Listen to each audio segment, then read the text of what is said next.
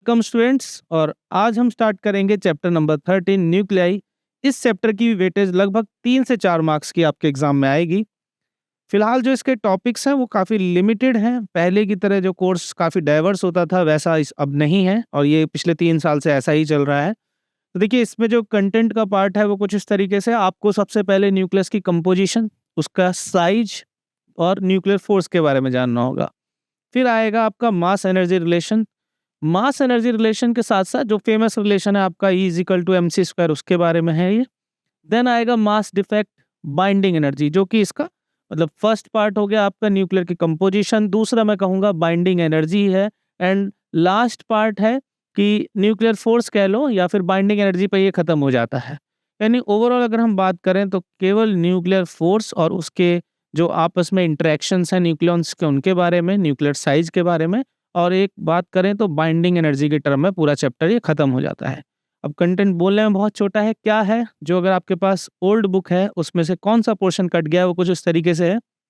देखिए, पहले radio active decay law होते थे, वो नहीं है। अल्फा बीटा गामा कुछ भी नहीं है। न्यूक्लियर रिएक्टर के बारे में कुछ नहीं, और जितनी भी एडिशनल एक्सरसाइज है वो भी नहीं है। यानी कि कोर्स काफ़ी लिमिटेड है और टू दी पॉइंट बातें पूछी जाएंगी। लेकिन टू दी पॉइंट बातें पूछने के साथ साथ यहाँ पर एक इशू ये भी है कि कुछ चीज़ें ऐसी जो चैप्टर में बीच में कहीं गई होती हैं और हम प्रॉपरली उसको ध्यान नहीं देते, या फिर उसको हमने पहले PYQs में कभी नहीं देखा है तो हम इग्नोर कर देते हैं। वैसा नहीं करना है। जो भी कंटेंट आपका ऑफिशियल करिकुलम है उसको पूरा पढ़ना है। इसी के साथ स्टार्ट करते हैं इसे। देखिए, सबसे पहला है इंट्रोडक्शन इसके बारे में। देखिए, जितनी भी न्यूक्लियस की चीफ प्रॉपर्टीज हैं या फिर इंटरेक्शंस हैं आपके केमिकल, आपने देखा होगा केमिस्ट्री में सिर्फ और सिर्फ इलेक्ट्रॉन्स के थ्रू, यानी अगर आपको किसी कंपाउंड के बारे में जानना है तो आप न्यूक्लियस को इग्नोर करते हैं। केवल इलेक्ट्रॉन इलेक्ट्रॉन के इंटरेक्शन, दो एटम के, दो मॉलिक्यूल्स के आपस में होते हैं, और उससे आप पूरी बॉन्डिंग समझ जाते हैं। इवन जितने भी नेचुरल प्रोसेस हैं, जैसे आप समझ सन यहाँ पे लाइट भेज रहा है, तो अंदर जो प्रोसेस चल रहा है वो उसकी अगर आप ट्रेसिंग करेंगे तो वो कहीं ना कहीं उसमें न्यूक्लियस इन्वॉल्व है या न्यूक्लियर फोर्सेस इन्वॉल्व हैं। किसी भी इलेक्ट्रॉनिक स्ट्रक्चर की अगर हम बात करें तो बहुत पहले ही हम उसके बारे में जान गए थे, यानी न्यूक्लियर फोर्स के बारे में या न्यूक्लियस के स्ट्रक्चर के बारे में हमें ज़रूरत भी नहीं पड़ी थी। बिकॉज न्यूक्लियर फोर्स बहुत ही ज़्यादा जो है पावरफुल नेचर की या स्ट्रॉन्ग नेचर की होती है। देन हमारे पास उसके बारे में कोई ज़्यादा इन्फॉर्मेशन नहीं थी। स्टिल इलेक्ट्रॉन के बिहेवियर या इलेक्ट्रॉन की फोर्सेस के बारे में जानकर हम बहुत आसानी से ये सारे स्ट्रक्चर पढ़ रहे थे। लास्टली अगर आप देखें, इलेक्ट्रॉनिक स्ट्रक्चर में कुछ भी चेंज करना होता है तो केवल कुछ इलेक्ट्रॉन वोल्ट की ही जरूरत पड़ती है। लेकिन अगर आपको न्यूक्लियर फोर्स के बारे में या उनके इंटरेक्शन को स्टडी करना है या वहां से कितनी एनर्जी निकलेगी, तो वो एनर्जी का जो रेंज है लगभग कुछ मेगा इलेक्ट्रॉन वोल्ट्स में। तो ये बहुत बड़ा डिफरेंस है। वहाँ इलेक्ट्रॉन वोल्ट है और यहाँ मेगा इलेक्ट्रॉन वोल्ट है। देखिए, नेचर में 4 ही तरीके की फोर्सेज होती हैं: स्ट्रॉन्ग, वीक, इलेक्ट्रोमैग्नेट, और लास्ट में आती है बेटा ग्रेविटेशन। अब देखिए, ये इनका कंसेप्ट क्या है कि आपके पास स्ट्रॉन्ग और वीक तो लगभग न्यूक्लियर फोर्सेस यानी न्यूक्लियस के अंदर की ही बातें हैं। इलेक्ट्रोमैग्नेटिक बिल्कुल डिफरेंट एस्पेक्ट हो गया। आपका फ्रिक्शन, आपका डेली कोई भी आप फोर्स जिससे इंटरेक्ट करते हैं, ज़्यादातर इलेक्ट्रोमैग्नेट होती है। ग्रेविटेशन आप समझते हैं, जो भी आप ऑब्जेक्ट को ग्रेविटी के अगेंस्ट कुछ अप्लाई करते हैं वो सब। वीक और स्ट्रॉन्ग न्यूक्लियस के अंदर होती है। ये चारों ही फोर्सेस मतलब एक दूसरे से डोमेन वाइज अलग हैं, आप इनको इंटरलेट नहीं कर सकते। पहले कोशिश ऐसी हुई थी, थ्योरी ऑफ एवरीथिंग आपने नाम सुना होगा, जहाँ पे इन थ्योरीज को या इनकी फंडामेंटल प्रॉपर्टीज को एक जगह लाने की कोशिश करी गई थी, लेकिन ऐसा हो नहीं पाया। तो स्टिल ये चारों फोर्सेस अलग है। अब देखिए, स्ट्रॉन्ग फोर्स जो नाम दिया है जैसे न्यूक्लियर फोर्स को, तो ये काफ़ी सोच समझ के दिया, काफ़ी ज़्यादा स्ट्रॉन्ग है। इवन न्यूक्लियस तक इन्वॉल्व होने में हमें जो है पार्टिकल एक्सेलेरेटर बनाने पड़ते हैं, बहुत बड़े बड़े सेटअप इंट्रोड्यूस करने होते हैं, तब जाके हम इन फोर्सेस के बारे में या इनके बारे में न्यूक्लियस को तोड़ सकते हैं। क्या बाकी जो आपका नॉर्मल इलेक्ट्रोमैग्नेटिक फोर्स है या केमिस्ट्री के जो रिएक्शंस हैं, वहाँ पे ऐसा करने की ज़रूरत नहीं पड़ती है। वो बहुत आसानी से आप उनको ब्रेक कर सकते हैं, मॉलिक्यूल्स आपस में स्प्लिट हो सकते हैं। लेकिन जब बात आती है न्यूक्लियस की, तो न्यूक्लियस को तोड़ना बहुत ही मुश्किल है, इसीलिए उसको स्ट्रॉन्ग की कैटेगरी में डाला गया है। ऐसे ही वीक भी न्यूक्लियस के अंदर ही होती है, लेकिन उसका इंटरेक्शन प्रॉपर्टी अलग है। अब आप यहाँ समझिए, क्योंकि ये फोर्सेस जो है बहुत अच्छे से अभी इनकी कोई एक फिक्स थ्योरी नहीं है। जब आप आगे चल के न्यूक्लियर एंड पार्टिकल फिजिक्स पढ़ेंगे तो आप देखेंगे देयर आर डिफरेंट मॉडल्स, जैसे न्यूमैन शेल मॉडल या अलग अलग लिक्विड ड्रॉप मॉडल, बहुत सारे मॉडल्स हैं। तो आप देखेंगे कि कुछ एक फिक्सेशन नहीं है कि एक मॉडल पढ़ा लीजिए, एक टेक्निक पढ़ा लीजिए, उसमें सब हो रहा होगा, यानी सब समझ में आ रहा होगा, इसीलिए कुछ लिमिटेड टॉपिक्स ही हैं। देन आते हैं हम नेक्स्ट, सबसे पहला जैसे हमने बोला था कोर्स का पार्ट है न्यूक्लियर कंपोजिशन, तो ये एक आपके पास जो है आपका जो है न्यूक्लियाई का सिंबल है, आप जानते हैं एलिमेंट पीरियोडिक टेबल में इस तरीके से रिप्रेजेंट किए जाते हैं। जहाँ पे मान लीजिए एक एग्जांपल है एक्स यहाँ पे रिप्रेजेंट कर रहा है केमिकल सिंबल को, वेयरएज ए रिप्रेजेंट करता है नंबर ऑफ न्यूक्लियाइड्स को यानी न्यूक्लियॉन्स को। अब देखिए न्यूक्लियस जो स्ट्रक्चर है, जैसे आपका पूरा एटम ऐसे, न्यूक्लियस को मैं थोड़ा बड़ा रिप्रेजेंट कर रहा हूँ, इसके अंदर बेटा न्यूट्रॉन और प्रोटॉन दोनों होते हैं। इन दोनों के लिए अब एक कॉमन शब्द है न्यूक्लियॉन, ठीक है। तो न्यूक्लियॉन्स इनके अंदर जो न्यूक्लियस के अंदर होते हैं उनका नाम न्यूक्लियॉन्स है, वेदर वो न्यूट्रॉन हो या प्रोटॉन हो। तो एटॉमिक मास नंबर जो ए से रिप्रेजेंट और ऊपर की तरफ लिखा जाता है, इसका मतलब होता है नंबर ऑफ न्यूक्लियॉन्स। तो अगर 10 न्यूक्लियॉन्स हैं जिसमें 5 प्रोटॉन और 5 न्यूट्रॉन हो सकते हैं, तो भी यहाँ पे 10 लिखा जाएगा। चलिए फिर आते हैं जेड। जेड होता है atomic number. Atomic number usually number of electron proton दोनों बोल देते हैं, लेकिन ध्यान रखिएगा वो एक न्यूट्रल केसेस में, यानी जब आपका कोई आयनिक फॉर्म में नहीं है तब की बात होती है, वरना आप सिंपल ध्यान रखिए कि जेड मतलब एटॉमिक नंबर, जिसे बोलते हैं नंबर ऑफ प्रोटॉन्स। अब ये क्वेश्चन लगने को 10th क्लास के हैं, लेकिन ये भी आपके 12th क्लास में आए हुए हैं अभी रिसेंट के 2024-25 के एग्जामिनेशंस में, तो वो भी आपको दिखाएंगे, लेकिन ये छोटी छोटी बातें भूलना नहीं है। Z मतलब नंबर ऑफ प्रोटॉन्स और A मतलब नंबर ऑफ न्यूक्लियॉन्स, जिसमें प्रोटॉन और न्यूट्रॉन दोनों आएंगे। तो न्यूक्लियस की कंपोजिशन ही ऐसी होती है कि अंदर न्यूट्रॉन प्रोटॉन। अब इसमें आते हैं क्लासिफिकेशन, जैसे आपने सुना है आइसोटोप, आइसोबार और आइसोटोन्स। तो इन सब में देखिए क्लासिफिकेशन कुछ ऐसा है, ये सेम मैं यहाँ पे लिख रहा हूँ, और यहाँ पे Z, यहाँ पे A और यहाँ पे N, ठीक है। आइसोटोप आपको इसको लर्न कर लीजिए, आइसोटोप, आइसोबार, आइसोटोन, और उसके बाद आप बोलेंगे यहाँ पे जैन, ठीक है। जिसके अंदर सेम Z होगा, that mean same number of protons, वो कहलाएगा आइसोटोप। जिसके अंदर सेम A होगा यानी same number of nucleons, neutron नहीं न्यूक्लियॉन्स, वो कहलाएगा आइसोबार। और जिस आइसोटोन होगा जिसके अंदर सेम नंबर ऑफ न्यूट्रॉन होंगे।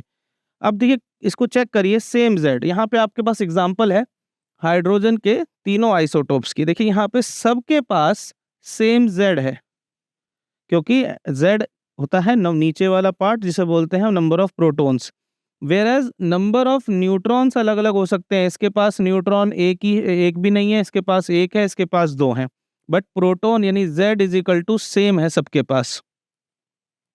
अब आ जाइए नीचे आइसोबार पर। आइसोबार में बोला सेम है, तो देखिए ऊपर वाली क्वांटिटी सेम है, 3 लिखा हुआ है, ठीक है। यहाँ पे अब देखिए यहाँ पर आपको एक ही एलिमेंट दिख रहा था हाइड्रोजन, और जब आइसोबार की बात आई तो एलिमेंट्स चेंज हो गए, यानी हाइड्रोजन और हीलियम के बीच में ही आइसोबार बन रहा है। यानी ये आपको वैसे मेमोराइज होना चाहिए कि आप ये ना सोचे कि सेम ही एलिमेंट होना चाहिए, इट मे बी डिफरेंट। जैसे ही आपका मास नंबर बदला तो डिफरेंट हो जाएगा, बिकॉज जो एटॉमिक नंबर होता है उसके हिसाब से आपका पीरियोडिक टेबल लिखा जाता है। मास नंबर चेंज होगा, मास नंबर यहाँ पे सेम है, तो ऐसा डिफरेंट एलिमेंट के साथ भी हो सकता है। तो यहाँ पे देखिए मास नंबर 3 है, यहाँ पे प्रोटॉन 1 है, यहाँ पे प्रोटॉन 2 हैं। अब आ जाइए आइसोटोन में। देखिए आइसोटोन के एग्जांपल हैं, ये है जी मरकरी और गोल्ड के बीच में या सिल्वर के बीच में, आप ऐसे देख सकते हैं। 80 लिखा हुआ है, यहाँ पे 79। तो मैं बात करूँ इस एग्जाम्पल की, तो यहाँ पे प्रोटॉन के नंबर हो गए 80, न्यूट्रॉन कितने हो गए 198 माइनस 80, ठीक है, यानी कितने हो गए लगभग 118। सिमिलरली अगर आप इसकी बात करें एयू की, तो यहाँ पे प्रोटॉन की संख्या हो गई 79, और then neutron, for neutron we have 197 minus 79। तो दोनों ही केस में अगर आप देखते हैं तो ये लगभग जो नंबर ऑफ न्यूट्रॉन्स हैं ये भी 118 बैठेंगे और ये भी 118 बैठेंगे, यानी न्यूट्रॉन्स की क्वांटिटी सेम है। दैट मीन्स अगर न्यूट्रॉन की क्वांटिटी सेम है तो ये क्या हो गए, ये हो गए आइसोटोन्स। तो फिर एक बार मेमोराइज करिए, isotope, isobar, isotone, Jain, same Z, same A, same neutrons के नंबर, ठीक है। केमिकल सिंबल को ध्यान रखिएगा। इसके साथ अगले चलते हैं हम। अब देखिए सबसे इंपॉर्टेंट हमने बात करी कि न्यूक्लियस के अंदर न्यूट्रॉन होता है, हमने बाय डिफॉल्ट बोल दिया बिकॉज आप पहले 10th क्लास में भी ये सब पढ़ चुके हैं। बट इन रियलिटी आप ये ध्यान रखिए कि न्यूट्रॉन्स की डिस्कवरी हुई थी, न्यूट्रॉन के बारे में पता चला था, बिकॉज एक न्यूट्रल चीज़ है, ऐसे किसी रेगुलर एक्सपेरिमेंट से ये डिसाइड नहीं हो सकता था। तो इसके ऊपर भी अब ये एक छोटा-सा टॉपिक है और एनसीईआरटी में ब्रीफली लिख दिया गया है और कभी आया भी नहीं। लेकिन आज से ठीक 1 साल पहले यानी 2023 के पेपर में, 1.5 साल पहले जब हुआ था पेपर वो, तो ये पेपर में क्वेश्चन आया था यानी इसकी डिस्कवरी के ऊपर। तो जब छोटी क्लास में थे, तब डिस्कवरी के बारे में छोटी लाइनें लिख सकते थे, कोई दिक्कत नहीं है। आप कुछ भी स्टेटमेंट जो बुक में लिखी है, लिख दीजिए कि चैडविक ने इसको फाइंड किया था। बट जब आप सीनियर क्लासेस में इस तरह के आंसर से आप डील करते हैं, तो थोड़ी डिटेलिंग ज़रूरी है। तो देखिए, ये वही एक्सपेरिमेंट की थोड़ी डिटेलिंग है यहाँ पे। हुआ क्या था कि अल्फ़ा पार्टिकल को इंसिडेंट किया था एक बेरिलियम की ब्रिक के ऊपर। यहाँ से क्या हुआ था, कुछ न्यूट्रल रेडिएशन निकली थी, आपको यहाँ पे रिप्रेजेंट भी हो रहा होगा। न्यूट्रल रेडिएशन, ये लेड की एक ब्रिक थी, इसके ऊपर हिट करा और यहाँ से निकले थे प्रोटॉन। अब उस ज़माने में यानी अब देखिए, पहले 1900 का जो एरा था, वहाँ पे हमारे पास बहुत ज़्यादा कोई एनर्जेटिक पार्टिकल नहीं होते थे। हमने ये न्यूक्लियाई एटम चैप्टर में पढ़ा था कि जो हमारा सोर्स था, वो रेडियो एक्टिविटी बेस्ड ही था। यानी वहाँ से अल्फ़ा पार्टिकल सबसे ज़्यादा जो जोरदार यानी एनर्जेटिक निकलते थे, वही हम इस्तेमाल करते थे। यहाँ पर भी वही हुआ, अल्फ़ा पार्टिकल ही सोर्स था और कुछ न्यूट्रल रेडिएशन निकली और उससे आगे चल के लेड ब्रिक से निकल गए प्रोटॉन। अब क्योंकि रेडिएशन न्यूट्रल थी, शुरुआत में लोगों ने एज़म्पशन लिया कि भाई ये हो सकता है कि ये क्या हो, एक उस समय में न्यूट्रल रेडिएशन का मतलब गामा रेज़। ये लोगों ने एक हिंट दिया, लेकिन कैलकुलेशन करी गई कि भाई अगर गामा रेज़, क्योंकि एक वेव है, इलेक्ट्रोमैग्नेटिक वेव है, तो जैसे ड्यूल नेचर में हम जानते हैं कि वेव फ्रंट में एनर्जी फैली हुई होती है, तो ऐसी डाइवर्स यानी स्प्रेड आउट ऑफ एनर्जी जब एक किसी पिन पॉइंट पार्टिकल पे हिट करेगी, तो कैलकुलेशन से पता चला कि लगभग गामा रेज़ की एनर्जी 55 मेगा इलेक्ट्रॉन वोल्ट होनी चाहिए थी। लेकिन ध्यान रखने वाली बात है, उस ज़माने में सबसे ज़्यादा एनर्जेटिक अल्फ़ा पार्टिकल जो हम रेडियो एक्टिविटी से निकालते थे, वो सिर्फ 5.5 मेगा इलेक्ट्रॉन वोल्ट तक ही जा सकता था। तो अब ये बड़ी समस्या है कि इतनी एनर्जी जब हम दे नहीं रहे, तो ऐसी कैलकुलेशन से कैसे मान लें कि 55 मेगा इलेक्ट्रॉन वोल्ट की एनर्जी वाली ये गामा रेडिएशन से। तब क्या हुआ कि चैडविक ने अंडर द असम्पशन कि भाई ऐसा एक तरीके से पॉसिबल है, क्योंकि हमें पता था कि हमारी एनर्जी लगभग पीछे से 5.5 5.6 मतलब इसी रेंज में है मेगा इलेक्ट्रॉन वोल्ट्स में। तो उसने कहा कि ऐसा तब हो सकता है कि कोई ऐसा पार्टिकल जो प्रोटॉन के साइज का ही हो और वो प्रोटॉन के साथ अगर टक्कर करे, तो वो अपनी एनर्जी कंप्लीटली ट्रांसफर कर सकता है, जैसा कि याद करिए इलास्टिक कोलिजन में होता है।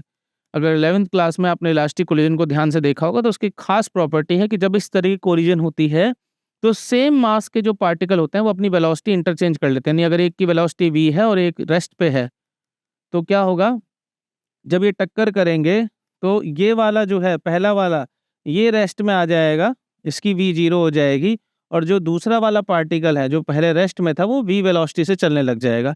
इसकी खास प्रॉपर्टी आप पूरा डेरिवेशन करते हैं, यानी मोटा-मोटा आप ये जान लीजिए कि ये तभी पॉसिबल है जब सेम पार्टिकल मासेस, जो मास उनका सेम हो, वो आपस में टक्कर करें। तो यहाँ से एक असम्पशन आया कि ठीक है, एक ऐसे पार्टिकल होंगे जो कि न्यूट्रल होंगे। अब उससे क्या आसानी होगी? उससे ये आसानी हो गई, क्योंकि अब हम जस्टिफ़ाई कर सकते हैं कि अगर हम पीछे से भी 5.7 मेगा इलेक्ट्रॉन वोल्ट के जो है न्यूट्रॉन्स, एक न्यूट्रॉन नाम दे दिया उन्हें कि न्यूट्रॉन्स है, क्योंकि भई ना पॉज़िटिव है ना नेगेटिव है, मास बिल्कुल सेम प्रोटॉन जैसा है और ये सेम जितनी एनर्जी अल्फ़ा पार्टिकल की उतनी अगर इनके पास आ गई है, तो ये ज़रूर यहाँ से प्रोटॉन को निकाल सकते हैं using the concept of elastic collision. फिर ये तो एक असम्पशन था, एक आइडिया दिया, बाद में लोगों ने डिफरेंट एस्पेक्ट या डिफरेंट एक्सपेरिमेंट करे और ये जस्टिफाई हुआ कि हाँ भाई, ये एक पार्टिकल ऐसा एग्जिस्ट करता है जो न्यूट्रल है और जो प्रोटॉन के बराबर ही मास रखता है। ठीक है, तो ये इंपॉर्टेंट है।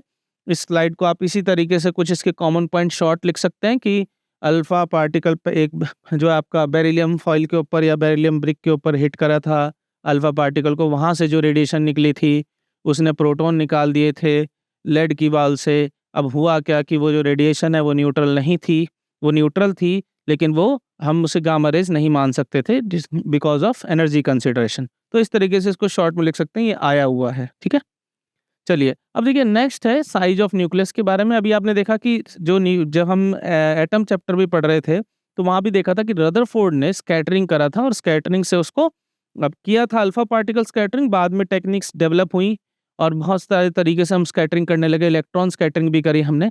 तो उन्हीं स्कैटरिंग एक्सपेरिमेंट से साइज ऑफ न्यूक्लियस हमें पता चल गया था। हमने वहाँ भी पढ़ा था कि फेम्टोमीटर की रेंज में होता है न्यूक्लियस का साइज। तो वही था, आपने बम्बार्डमेंट करी और फिर एक आइडिया लगाया कि कहाँ-कहाँ से डिफ्लेक्शन आ रहा है और एक लगभग साइज़ का अंदाज़ा लग गया। तो वहाँ से एक्सपेरिमेंटली देखिए ये फ़ॉर्मूला है जो इस चैप्टर का काफ़ी इम्पोर्टेंट पार्ट है, ये रेडियस का फ़ॉर्मूला आया। इस फ़ॉर्मूले में देखिए आप r है कि रेडियस क्या होगा न्यूक्लियाई का, r0 है एक कांस्टेंट जिसकी वैल्यू 1.2 फेम्टोमीटर और इनटू a है आपका एटॉमिक मास नंबर, उसकी पावर 1/3। तो ये बड़ा ही इंपॉर्टेंट रिलेशन है, डायरेक्ट एक्सपेरिमेंटल रिलेशन है, मेमोराइज करना है। बहुत लंबी कैलकुलेशन से आया है बट आपको वो कैलकुलेशन नहीं करनी है, आपको एंड रिजल्ट याद रखना है। अब इसी रिजल्ट से इंपॉर्टेंट एक जो डेरिवेशन आता है पेपर में वो ये है, डेंसिटी ऑफ न्यूक्लियर मैटर। अब क्योंकि न्यूक्लियर मैटर लिखा है, अब न्यूक्लियस तो कई सारे होते हैं, हर एलिमेंट के लिए अलग अलग न्यूक्लियस हैं, तो वो कैसे यहाँ पे बताया जाए, ये सबके लिए वैलिड है। तो देखिए यहाँ पे अगर मैं देखूँ, डेंसिटी का फॉर्मूला होता है आपका मास अपॉन वॉल्यूम। अब किसी भी न्यूक्लियस का जो मास होगा वो लिखा जाएगा ए, यानी एटॉमिक मास नंबर। ये एक नंबर है, इससे एम की मल्टीप्लाई करेंगे यानी मास ऑफ एक न्यूक्लियन, तब जाके ये काम चलेगा। वॉल्यूम हो जाएगी बेटा आपकी 4/3 पाई आर क्यूब।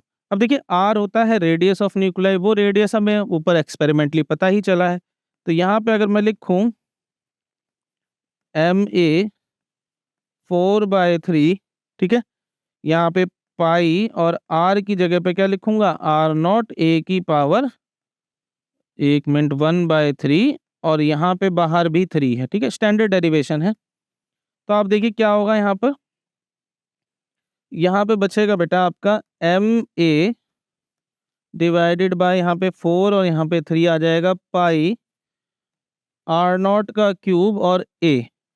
देखिए अब a से a कट जाएगा यहाँ पर और ये आ गया रेडियस का फॉर्मूला। अब जरा ध्यान से देखिए यहाँ पे m क्या था, पहले मैं बता दूं। m देखिए वो a था आपका मास नंबर, m बनाने का मतलब है ये मास ऑफ न्यूक्लियन था, किसी भी न्यूक्लियन का मास, ठीक है, मास ऑफ न्यूक्लियन यानी प्रोटॉन न्यूट्रॉन, उसके लिए हम जनरली एक नाम ले रहे हैं। अब इसको जरा ध्यान से देखिए, ये सारा नंबर r=3m, यहाँ पे कोई भी वेरिएबल क्वांटिटी नहीं है जो बदलेगी बाद में, सब कांस्टेंट है। तो अगर ये कांस्टेंट है और यहाँ पे हमने सारे न्यूक्लियॉन्स के लिए या न्यूक्लियस के लिए लिखा था, यानी मैं सीधा बोल दूं कि जो रेडियस नहीं, ये डेंसिटी है, ठीक है, डेंसिटी इज इंडिपेंडेंट ऑफ ए। ये बोर्ड में सबसे जो इम्पोर्टेंट है इस चैप्टर का, उसके ऊपर है। यानी इससे दो बातें पता चलती हैं कि एक तो दुनिया का कोई भी न्यूक्लियस हो, उसका जो घनापन है, डेंसिटी है, वो सेम रहेगा। यानी हाइड्रोजन का है, आपको उसमें एक प्रोटॉन ही दिख रहा है, उसकी डेंसिटी वही मानी जाएगी। आगे चलेंगे हीलियम का, गोल्ड का देखेंगे, जहाँ पे आपको बहुत सारे ढेर सारे न्यूट्रॉन प्रोटॉन दिख रहे हैं, वहाँ पे भी डेंसिटी सेम होगी। तो यहाँ से एक नेचर ये पता चलता है, काफ़ी क्लोज्ड पैक होते होंगे और जैसे जैसे साइज बढ़ता है उसी हिसाब से जो है, जो प्रोटॉन और न्यूट्रॉन की संख्या भी यानी नंबर्स भी बढ़ते हैं, स्टिल डेंसिटी सेम रहती है। जैसे आप एक बकेट में छोटे ग्लास में पानी डालिए, फिर वही पानी अगर बड़े ग्लास में डालते रहिए, तो जितना वॉल्यूम बढ़ रहा है उतनी उसकी क्वांटिटी भी बढ़ रही है, मैटर भी बढ़ रहा है, तो डेंसिटी नियर अबाउट कांस्टेंट रहती है। ये रिलेशन दिखाता है और ये आता भी है पेपर में, तो बहुत इंपॉर्टेंट है। अब देखिए इन दोनों ही बातों से अगर आप ध्यान से देखो तो क्वेश्चंस कैसे आते हैं, मैंने आपको अभी पढ़ाया कि ये जो आप पढ़ रहे हैं इसको ये ना सोचिए कि ये 10th क्लास का है, 9th क्लास में भी ऐसा ही था, हम एटॉमिक नंबर क्या करेंगे जान के, ये तो बेसिक है। पेपर में देखिए कैसे सवाल आए हैं। मास डेंसिटी, जिसका मास नंबर है किसी न्यूक्लियस का, भी आपने देखा इंडिपेंडेंट ऑफ ए। अगर आपने किया ही नहीं होगा, समझा ही नहीं होगा, तो आप नहीं कर पाओगे, क्योंकि ये ऐसे 1% याद रह सकता है, डेरिवेशन आया तो वो नहीं कर पाओगे, रट लोगे तो सिर्फ ये कर पाओगे, वहाँ नहीं कर पाओगे। तो इसलिए ध्यान रखिए कि डायरेक्ट सवाल भी आएंगे। अब देखिए एटॉमिक नंबर की बात करें तो एटॉमिक नंबर पे भी सवाल आया। अभी बताया atomic number number of electron के बराबर होता अगर ये न्यूट्रल स्टेट है किसी एलिमेंट की, बट क्योंकि यहाँ न्यूट्रल स्टेट नहीं है, यहाँ पर हम बात कर रहे हैं कि हमें जेन्युइन आंसर चाहिए कि हर केस में वैलिड हो, तो atomic number number of proton से रिलेटेड होता है। तो देखो कौन सा option number C, number of protons. अब उसी के साथ देखिए ये question theoretical, how is the size of nucleus found in experimentally, write the relation between radius and mass number. तो देखिए रिलेशन तो वही है, r=r0 a की पावर 1/3। अब देखो ये लिखा है न्यूक्लियस का साइज कैसे पता चला। अब यहाँ पे जो सॉल्यूशन है वो आपको अभी देखो पिछली स्लाइड में मैंने ये दिखाया, size of nucleus is accurately determined by performing scattering experiment in which fast electrons, यानी आप अल्फा पार्टिकल भी लिखेंगे तब भी चलेगा, बट ये थोड़ा डिटेल्ड है कि बाद में जब टेक्निक्स बढ़ी तो हमने इलेक्ट्रॉन्स से भी स्कैटरिंग कराई गई, ठीक है। तो वहाँ से हमें अंदाजा लगा, और देखिए लास्ट में दोबारा जो अभी डेरिवेशन किया था कि nucleus density is independent of mass number, तो ये डायरेक्ट क्वेश्चन आएंगे, इसमें कोई बहुत ज़्यादा चेंजेस नहीं आ सकते, ठीक है। अब चलते हैं आगे, state to property of nucleus. अब देखिए न्यूक्लियस की प्रॉपर्टी है, तो आप अभी तो न्यूक्लियर फोर्स की अलग है, न्यूक्लियस की अलग है। तो न्यूक्लियस क्या है मोस्टली, अगर खाली न्यूक्लियस की बात करें तो आप सीधा लिख सकते हैं, एक तो स्ट्रांगली बाउंड होता है, ठीक है, मतलब स्ट्रांग फोर्सेस से बाउंड होता है, फिर इसके अंदर जो है प्रोटॉन न्यूट्रॉन होते हैं, ये सब आप लिख सकते हैं। आगे चल के जब आप न्यूक्लियर फोर्स की प्रॉपर्टी लिखेंगे तो वो भी आप यहाँ पे इम्प्लीमेंट कर सकते हैं। डेंसिटी देखिए लिखा, why is density of a nucleus more than that of an atom. अब ये बड़ा देखो ऐसे सवाल आ रहे हैं, मतलब अब ये अगर आपके पास खुद की थिंकिंग स्किल्स नहीं है तो आप ऐसे सोचेंगे कोई आंसर लिखा दे, ऐसा नहीं होगा। न्यूक्लियस की डेंसिटी क्यों ज़्यादा है एटम से? क्योंकि देखिए एटम के अंदर न्यूक्लियस होता है, जब आपने पढ़ा होगा मॉडल, एटम के अंदर बाकी इलेक्ट्रॉन बहुत दूर दूर रिवॉल्व करते हैं, लगभग ऐसा क्लेम करा जाता है, ये एक्सपेरिमेंटली ये बात एस्टेब्लिश्ड है कि 99 पॉइंट यानी 99.999999 13 बार 9 लगेगा, इतना स्पेस एटम के अंदर एम्प्टी है। अगर कोई चीज़ इतना खाली है और बड़ी है तो डेंसिटी जो है अपने आप ही कम हो जाएगी। तो आप यहाँ पे लिख सकते हैं, क्योंकि न्यूक्लियस के अंदर या एटम के अंदर मोस्टली स्पेस एम्प्टी होता है, इसलिए उसकी डेंसिटी न्यूक्लियस के कंपैरेटिवली बहुत कम होती है। फिर वही है, न्यूक्लियर डेंसिटी सबके लिए सेम है, यानी पहले बोला था इंडिपेंडेंट है, यहाँ पे बोला गया है कि न्यूक्लियस डेंसिटी हर जो है न्यूक्लियाई उसके लिए सेम है, ठीक है। तो ये भी वही सवाल है। अब देखिए ये है 2023 का ही 1 मार्क्स का क्वेश्चन, रेडियस आपको दे रखा है, इस न्यूक्लियस का आर है, इस इंफॉर्मेशन से बताइए कि इस पर्टिकुलर न्यूक्लियस का रेडियस क्या होगा। डैट मीन्स वो चाहता है कि आप इस रिलेशन से कुछ वैल्यूज़ निकालें और फिर वो दोबारा इसको फाइंड करने के लिए इस्तेमाल करें। अब देखिए अगर हम इस x वाले का रेडियस का फॉर्मूला लिखें तो अभी हमने पढ़ा था आर नॉट ए की पावर 1/3। एक चीज़ नोटिस करना, जब भी ऐसा कोई क्वेश्चन आएगा जहाँ पे इस फॉर्मूले के आर वाले रेडियस के फॉर्मूले का इस्तेमाल होगा, तो वहाँ पर जो वैल्यूज़ ऑफ ए होंगी वो ऐसे यूनिक होंगी, यानी 27, 125, क्योंकि क्यूब रूट करना पड़ता है।